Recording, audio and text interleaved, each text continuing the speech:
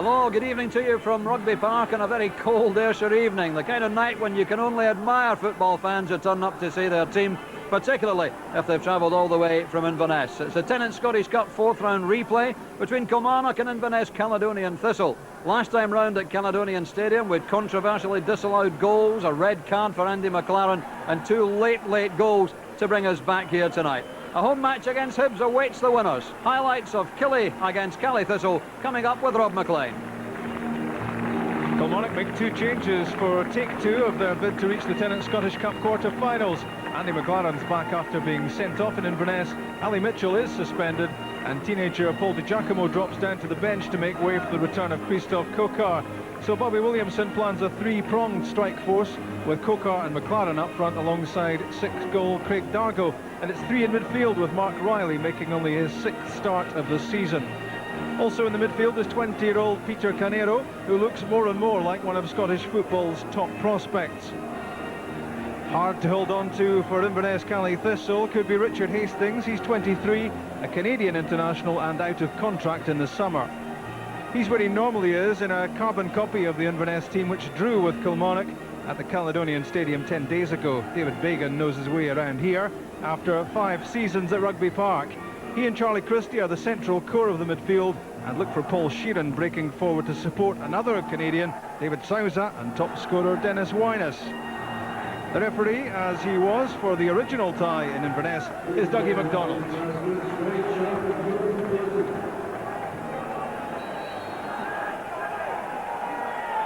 Well, if this replay produces as much drama as the first tie did late on in Inverness, we won't be complaining. A couple of controversial decisions and 2 goals inside stoppage time. Firstly for Caley Thistle, they thought they'd won it, but Gary Hay had other ideas, and with virtually the last kick of the game, took the tie to this replay at Rugby Park. And awaiting the winners in the quarter-finals, home tie against Hibs.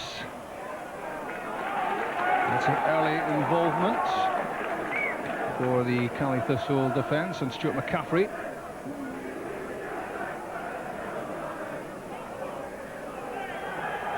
Canero's pass to Christophe Kokar, but it was out of play before it reached the Frenchman.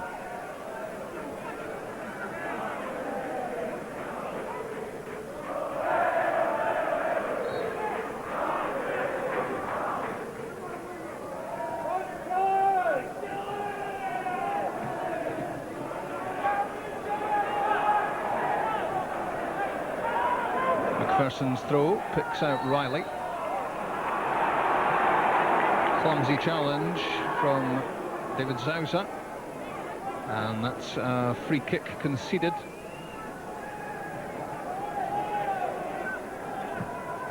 Taken quickly by Riley, and a penalty kick. Made some big decisions to make 10 days ago, and with 90 seconds on the clock, a penalty is given away. It was Richard Hastings with the push into the back of Craig Dargo, and immediately a chance for Andy McLaren to get Kilmarnock off to the dream start in this replay. Fails to take it, McLaren. And Bobby Mann immediately taking exception to McLaren's follow-through challenge on Jim Calder, who made a good strong stop. It wasn't the best of penalties, to be honest. It wasn't the most difficult of saves. McLaren tried to place it wide of Calder.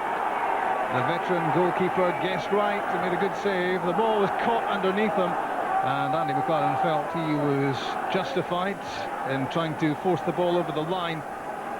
But that's a big psychological blow struck by Caley Thistle and Calder early on.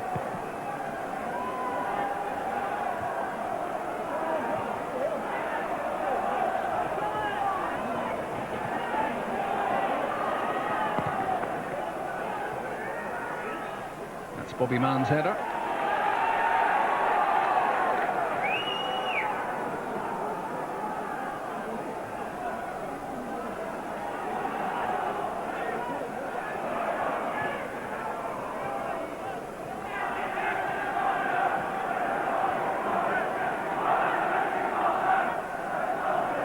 McPherson's throw. Coquart's header to Dargo. Driven cross, but driven beyond McLaren.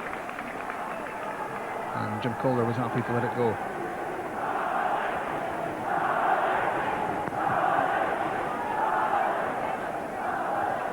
Well, that was Gary Holt to win the header.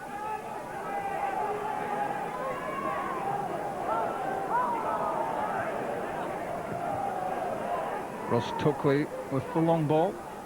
Dindala's header.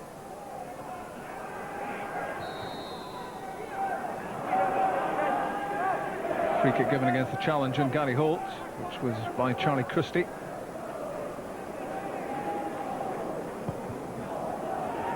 Dindala's free kick, spun off ahead of Bagan. Here's Holt. Now McPherson. Coquart. Good touch from Holt and McPherson. Canero. Good challenge which stopped Peter Canero in full flight.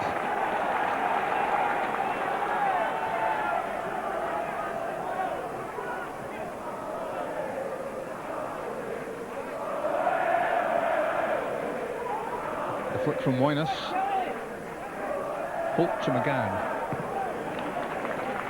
And Kevin McGowan opens play out. Martin Baker getting forward. Free kick given. Obstruction, the ruling. Given against Ross Tokley, who got directly in the path of Baker.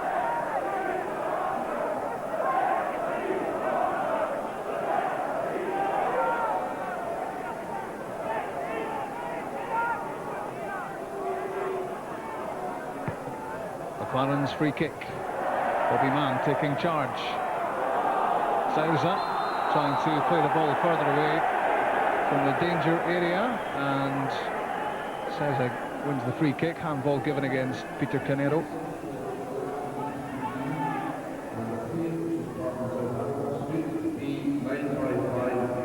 Calder with the free kick, McGowan with the header. Coquart slipped. Free kick given against McPherson's challenge on Sousa. I think Gus weighted the ruling too highly.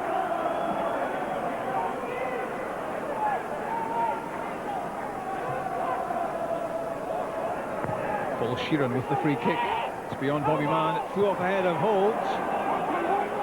Dennis Wynas almost in with a half chance. McLaren's after it. It's for Dargo. Header won by McCaffrey. Tokley's Cleveland's charged down. That's a neat touch from Craig Dargo. This time a more convincing clearance from Mann.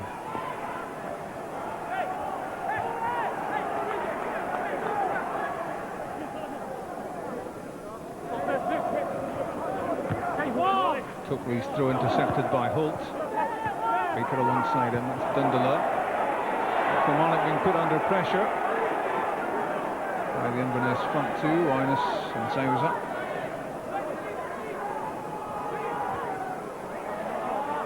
Bagan's touch, but it runs away from Tokley.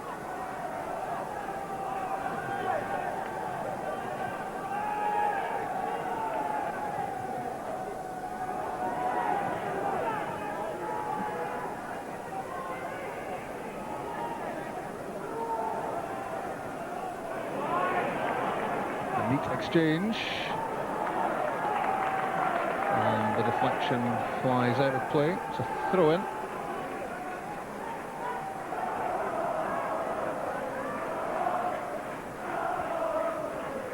Baker's throw to McLaren.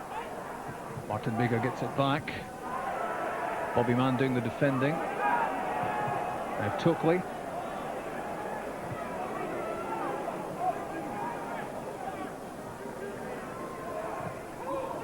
Kevin McGowan's pass into the feet of Craig Dargo. Back it goes for Gus McPherson.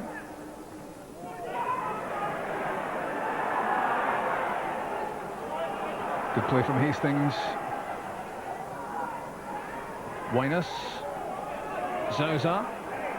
Support comes from Tokley. In for Dennis Winus, but it was Freddie Dundala who won the header.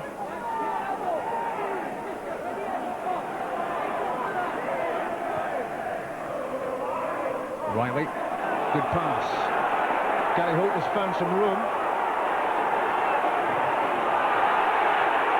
Took it too far. Bobby Mann won it.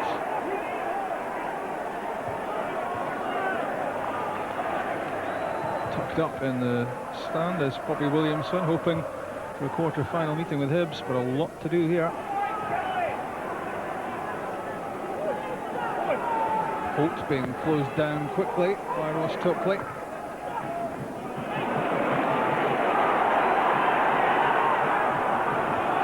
Cookard to the overlapping person.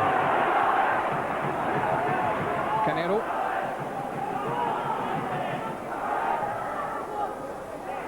Cookard again.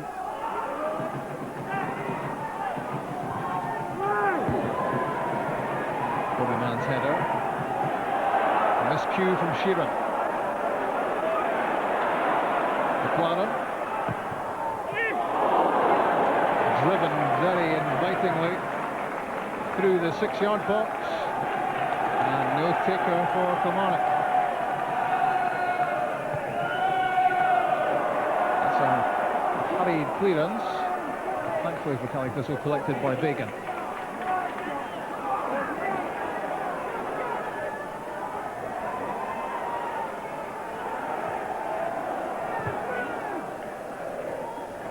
Again to Holt, and laid off to Baker.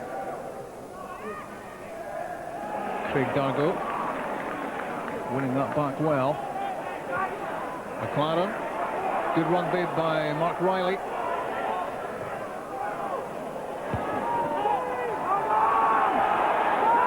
Defended pretty calmly by Callie Thistle. That's a short pass from Zauza. And won back by Mann. Good pass from Christie. Zauza to Shearer. Offside, Dennis Winus.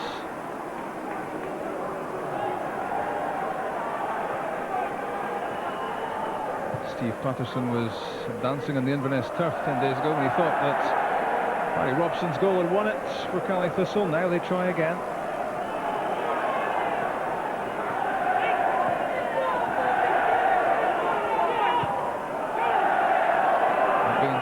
Missing out on Christie, but there was McCaffrey.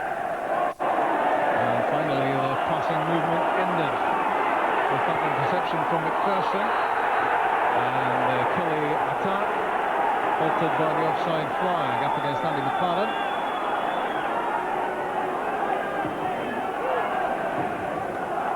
Two very interested spectators, Alec McQueish, and with the natty headgear alongside him, his assistant Andy Watson, wondering who they'll be playing a week on Saturday.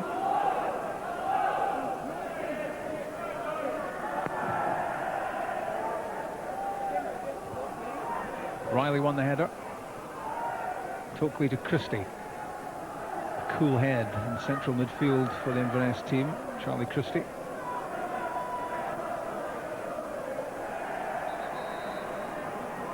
Taking no chances there, Martin Baker.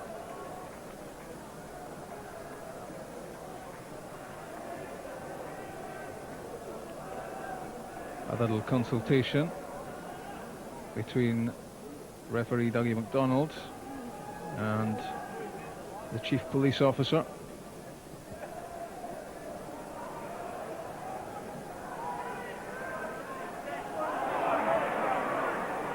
Riley to McLaren.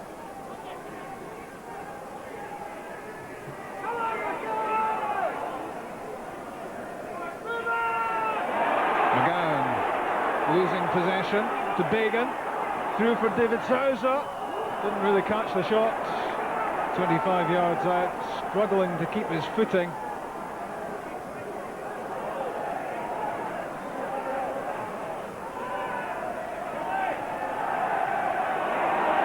Interception by McLaren.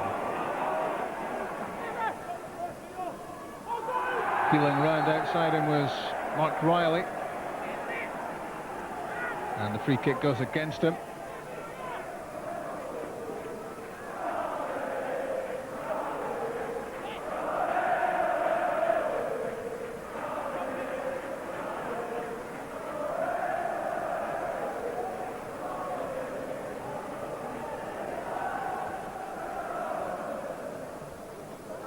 That was Baker's header. David Souza. The pass to Paul Shearer. Souza again trying to get on the end of it, but that demonstrates very clearly how difficult these underfoot conditions are.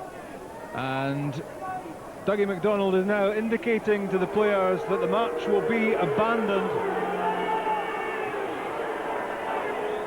It's a dangerous looking pitch, frosty on top, and it's been clear right from kick-off that the players have been struggling to keep their footing. So Dougie MacDonald had words a few minutes ago with the police and informed them that the match would have to be stopped. And look how difficult it was there for David Souza to put the brakes on, and he wasn't really moving at any great pace. So reluctantly, Dougie MacDonald has had to abandon the match. And appreciation from the Calais Thistle players for their supporters who've made that long journey south, and it's ended up as a journey in vain. But they look as if they might well enjoy the rest of the evening. And this cup tie will now have to be rescheduled. Ladies and gentlemen, tonight's match has been abandoned. Please indicate as directed by the steward.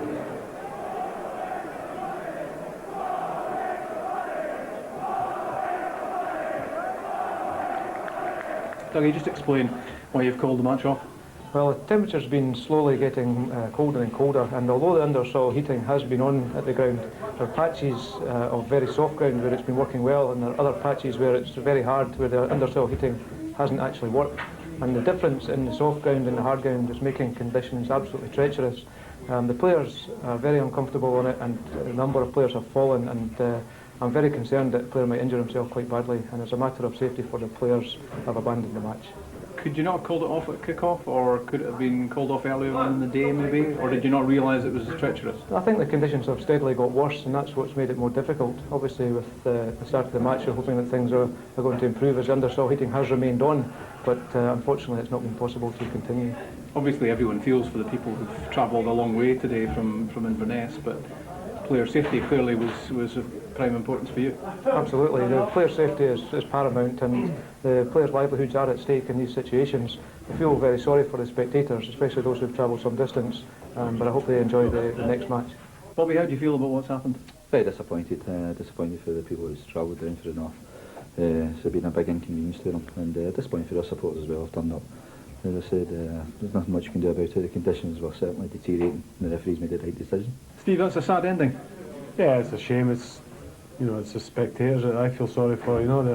Particularly the Inverness supporters taken half days off their work and probably mornings off their work tomorrow, and travelled 4.5 hours one way and 4.5 back. And bad roads. It's a shame. Did the referee make the right decision, or should he have made that decision even earlier?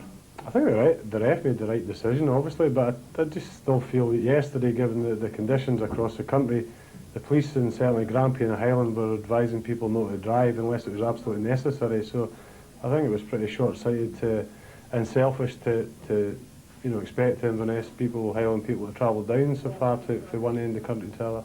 Should the match have gone ahead in the first place? No, the referee started the game. He must have thought it should have. What's your opinion? I wasn't on the park to begin with. Did you not think that, bearing in mind the conditions around the country in the last couple of days, it was taking a chance to invite Inverness down here? Well, I don't think we invited them down. I think they had to come down, unfortunately. But as I said, you know what I'm saying? Well, I'm trying to work out what you're saying, to be honest. It's alright if you ask me a question, I've got to try and answer them, and I don't really know the answers. Was it right to play the game? You well, felt it the decision was looked that way at the time. As the game started, the referee said the pitch was fine. But as I said, the conditions deteriorated as the game went on, and he's made the right decision, because players' livelihoods are at stake, and they could have been inflicted with some bad injuries. my main concern. I got a lot of ribbon today about all this, about your lives, but at the end of the day, if people had travelled back the night, had the game been played and maybe had a fatal accident due to the blizzards that are likely to happen, you know, I think it's the decision's not been made that should have been. David, what's your reaction to the match being abandoned? Absolutely gutted. I feel so sorry for all the fans who've travelled all the way down the A9 in atrocious weather conditions to have the match called off. Something has to be done about this. We must question the referee in terms of how he's handled this. I don't care what the SFA say. They had all day to call this match off, to save our fans the hassle in very atrocious weather conditions, to come down here and support their team. Absolutely atrocious. Premier League club, under soil heating, where is it? The referee's argument is that conditions have worsened considerably since kick-off.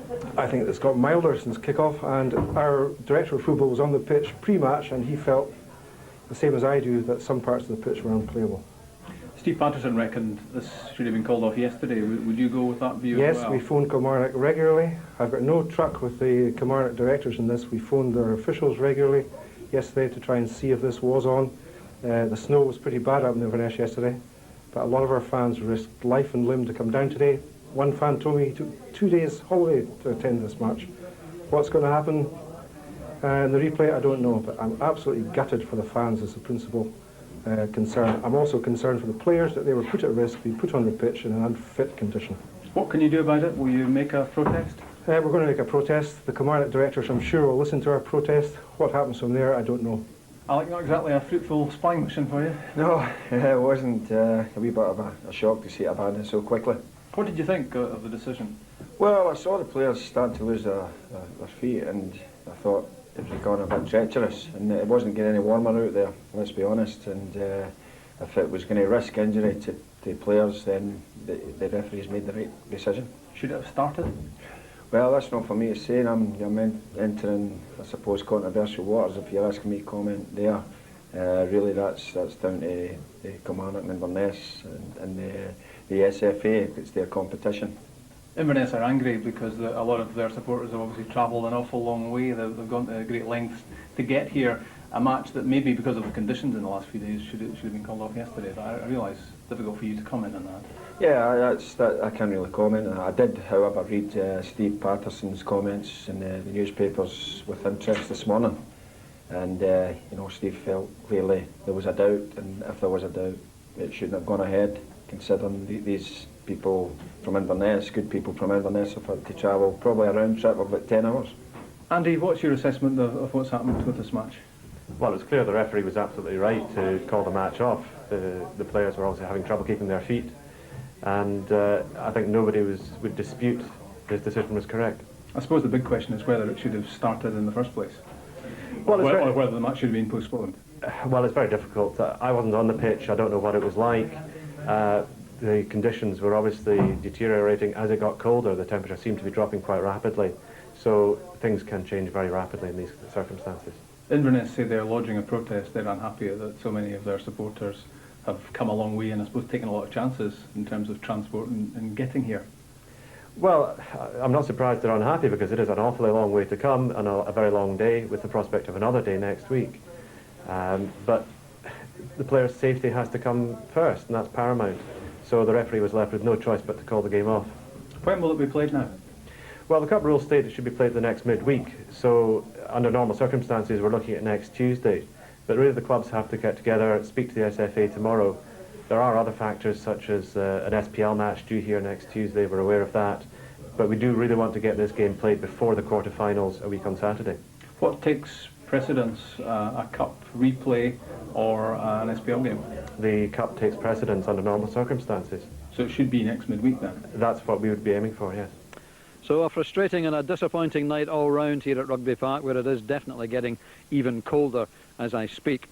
And Scottish football, of course, now seems to be facing major fixture congestion. The SPL, of course, due to split on April the 7th. We now have a backlog of league fixtures, and as you heard Andy Mitchell say, it could well be that this Cup replay will now take place next midweek, when already we're scheduled to bring you next Wednesday the Celtic Dunfermline replay, as well as Dundee Hearts. Aberdeen Livingston, of course, is also scheduled, weather permitting, for next Tuesday night.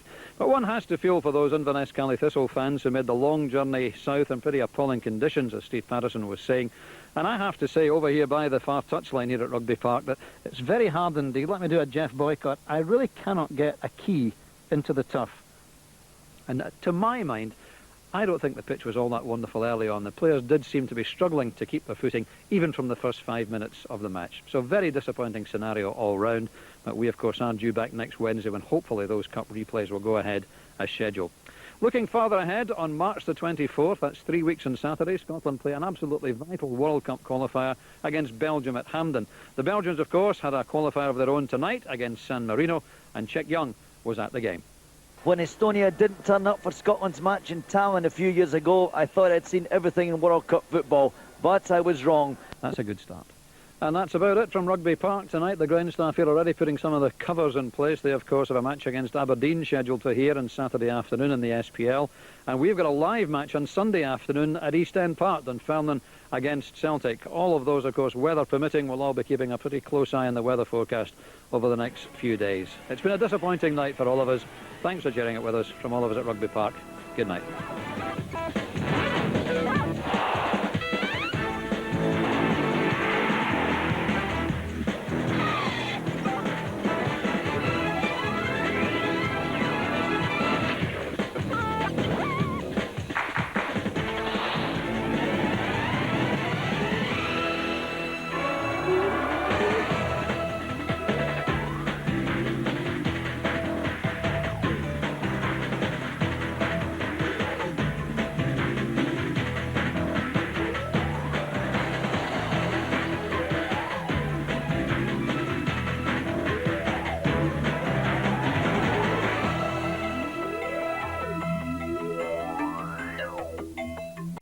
Inverness Callie Thistle is calling for an independent assessment of football grounds prior to important matches. David Sutherland is furious that his side's Scottish Cup tie with Kilmarnock was abandoned in the first half because the pitch was dangerous. Killie have apologised to Callie, whose fans are demanding compensation for a wasted trip. It was a night when football degenerated into farce at Rugby Park. And Dougie MacDonald is now indicating to the players that the match will be abandoned. Kilmarnock have already apologised and launched an investigation into why the undersoil heating failed to work properly. Cold comfort for the hundreds of Callie Thistle fans who'd made more than a 10-hour round trip. At the very least, they've got to make some form of monetary gesture to the fans that were down there. I would have said at least 1,500 people had made that journey down, or from various points. I know people coming from Aberdeen, Manchester, one guy flew up from London for it. They should make some form of financial recompense. I think one of the issues which has to be tackled is a method of ensuring that we have independent assessments of grounds. David Taylor at the SFA is beginning the wind of change in terms of procedures. I think he'll be looking at things like this, because this does the game of football no good at all. It was a farce, and it came across as a farce. This is nothing new, of course, for Callie Thistle. Their fans had to trek down to Glasgow twice last season due to problems with Celtic Stadium, which led the football authorities to recommend that fans be offered refunds when games are called off late. The board haven't discussed that particularly, although we're pleased to note that tenants are going to be paying for the buses for fans coming back down to the replay, and we'll certainly be looking